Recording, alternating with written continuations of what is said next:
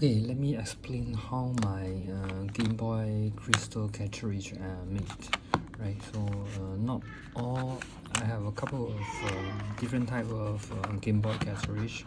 Not all are made this way, but specifically for Crystal, which have the real-time functionality. I made it this way, right? So first of all, I need to get the original Japanese version of Pokemon Gold, Pokemon Silver, and Pokemon Crystal. Right? I need to get those, and I need to get a newly manufactured PCB. Right? It's an open source PCB, so anyone can make it as long as you don't mind spending the effort. Right? So this is a new one and this is the old one. Then what do I do is I need to open up the original authentic silver, Japanese silver, and transplant a couple of chips. Right, this one, this is SRAM. This is the memory for saving. Right, this is MBC, multi-band controller. Right, basically the RAM requirement for the game is larger than what the Game Boy Color can offer, so it needs to serve as a memory mapper, right, for the Game Boy console to handle more memory RAM than it comes with, right? So this definitely need to transplant over to the new chip. And most importantly, this time crystal. We know that our watch can keep time because there's a oscillating crystal inside, right?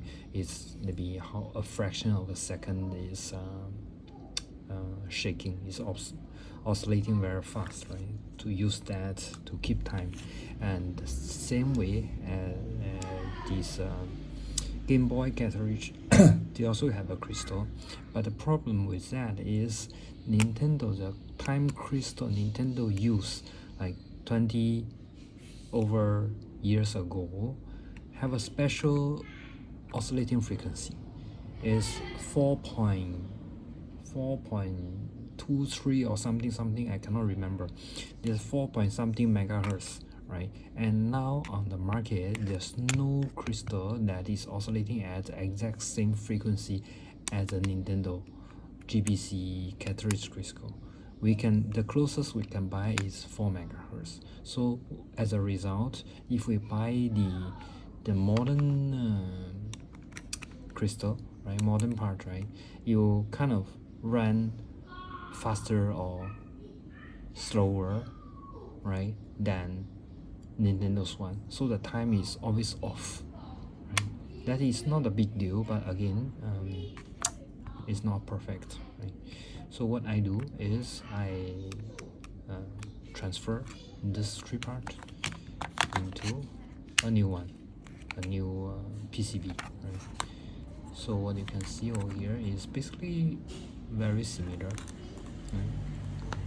The crystal has been ported over, right? The timer chips, right? I use a new one because it's readily available everywhere, and the multi-band controller has been ported over, and this one, right? This one I need to use a new one, right? The reason is that the old one is read only, right? I cannot flash. The one key purpose of this project is to write English ROM, English game into the cartridge, because I think majority of us cannot read Japanese, right? And Japanese game is inside here, but we all cannot read, so we keep it, and we cannot overwrite it. So we have a chip, we purchase a chip that is writable, and we copy the English version of the ROM, original ROM, unmodified, into here. Right, so the English ROM is over here, and this keep the same save file right? And then of course there are different methods of doing this, right? Either you can 100% port over the original SRAM, right? Or in this case, actually I use a FRAM, right? FRAM means it does not require battery to keep the save file. So one day the battery is off, have died, right? We will not be losing our game, our save file, our Pokemon still safe, still are safe. Right? Then for the battery, right? Instead of the original one, right? Original is kind of smaller. It's high quality, but it's smaller, and it's not easily removable. You have to desolder this and replace with the battery. For the new PCB, we have this removable battery. It's just we have a battery sleeve, right? So we can just, when the battery have drained, we just push here and take out the battery and replace with the new one, and it's the standard CR2032 type of battery, right? Yeah, right. Of course, PCB can multiple design. This one, for this design, it looks more or less is trying to mimic the Nintendo, right? Looks very much same, right? Yeah, but it's not original. Yeah, it's a new reproduction PCB. It doesn't matter. Then we have another one which is nicer, have this printed crystal logo, right? Yeah. But it doesn't matter, right? It's just a look. Alright, so I have this, and many of the sometimes, right? So people ask why they purchase reproduction cartridge and it costs them to lose the save file. There are many reasons to that, right? A couple of common reasons is that the quality of the save chips, right? Maybe they have the very low quality one, the black dot chip, right? So maybe low quality, it's kind of dies over time. And another reason is that the capacity of this, right? So as we progress within the game, the same file actually grows up in size, right? Because you have to store more Pokemon data, and when you have beaten the Elite Four, and then you is kind of doubles in size, right? So we have to ensure that our save chip it have the same capacity as the original save chip, and then it can only be able to handle that large save file. And another reason is that some of the reproduction chips, right, they are SRAM, so they do need battery to keep the file life, and somehow the power consumption is not very well controlled. Means that the chip, they can work at the beginning, but they drains battery power very, very quickly. So after a while the battery die, then of course, and they use SRAM, then of course the save file is no longer available, right? Then not to mention those like X-in-1 cartridge, right? X-in-1, then it will kind of, there are many games fighting for the same memory chip, right? Then if not managed well, then there's going to be like some how to say, some game is not able to gain the memory space, and the same file can corrupt as well, right? Then for this type that I have is one cartridge, one game, and work exactly the same way as the original. Only thing that is we use new writable high quality flash memory, right? That's, in terms of working principle, is completely the same. You don't need, you just load the original ROM. You don't need to modify the ROM, you don't need to patch the ROM whatsoever, right? It's functioning the same. I think there are some cartridge reader, the name is GB operator or so, right? You slot it in, then they kind of trying to do some verification for you to tell you that which game in there is it authentic, it is not authentic, right? So I don't have those, but I'm highly confident that this cartridge is going to pass that that check, right?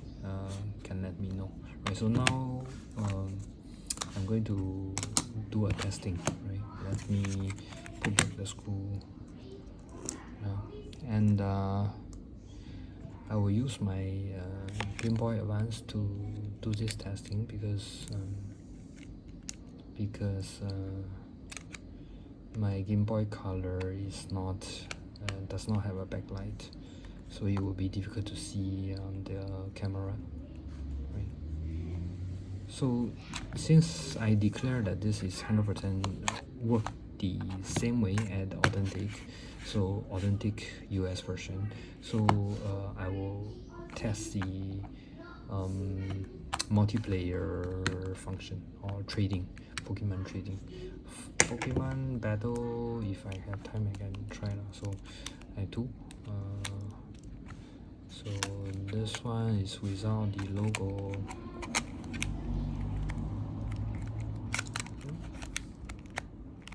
Okay, and one more. Let's test this. So for both cartridge,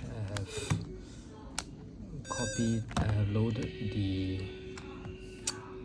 some save file I get from online, so that I do have some Pokemon to start the testing with. Right, so those is start up normally, and if we look at the time, right, Saturday 3:14 daytime and afternoon, and you can see the Saturday 3:15, right? It's as accurate as I can adjust, right? So let's start the game because it's the same file, so of course the player name is same, and this is the save file that okay. So for the blue unit, I'm already ready over here, and for the pink one, let's go up Pokemon Center. Why not I turn it off, the music? Alright, I go up, and let's do a trade. Okay, welcome Cable Trade Center, right here also. Welcome Cable Trade Center. You may trade with a friend. Would you like to trade? Yes. And let me get my link cable. Link cable here. This is the original one. And use the pink one at the master. Alright. And the blue one at the slave.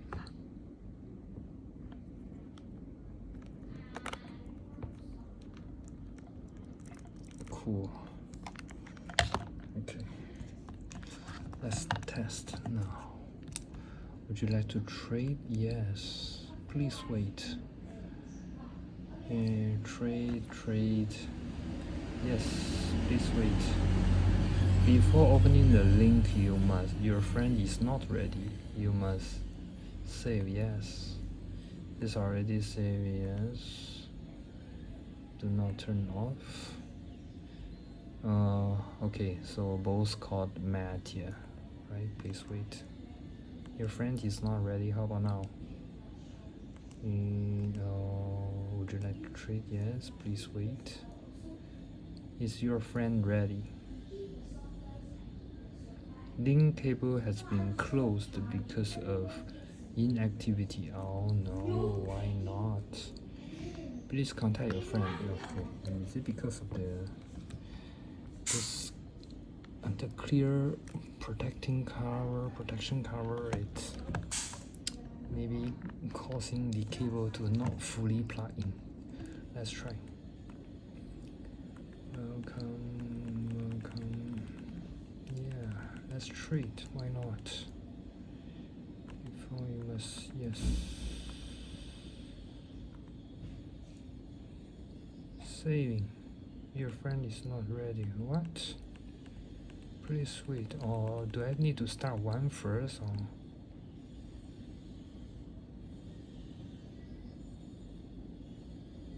is it working? Your friend is not ready. Huh? What? Okay.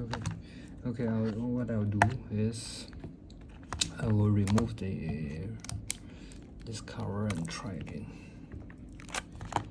Okay, because there's some thickness to this cover, so I doubt it's causing a problem. Oh, how about this? I replace the cable.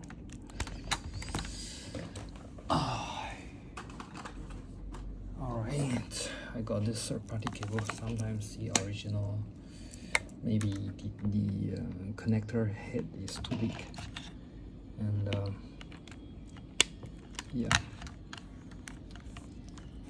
let's do so.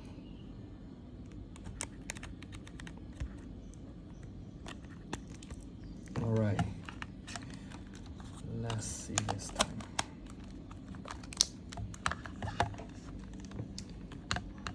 Your friend have been waiting too long. Please hurry up.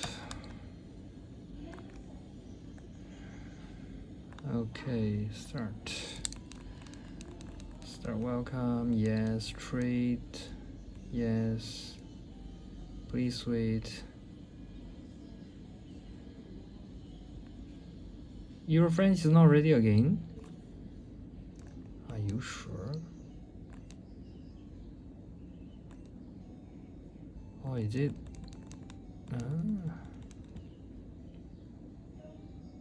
Why only the blue one is getting saved always? What? Oh, I know. Maybe. Just please wait. Must save yes.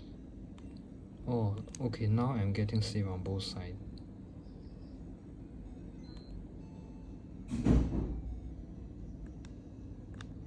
Closed because of inactivity. Now, is there some kind of timing? I have to do certain action at the same time.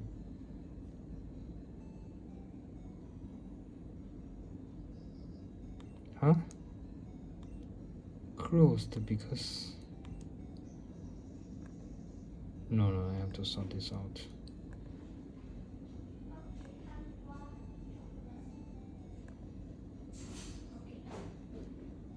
Let me pause the video.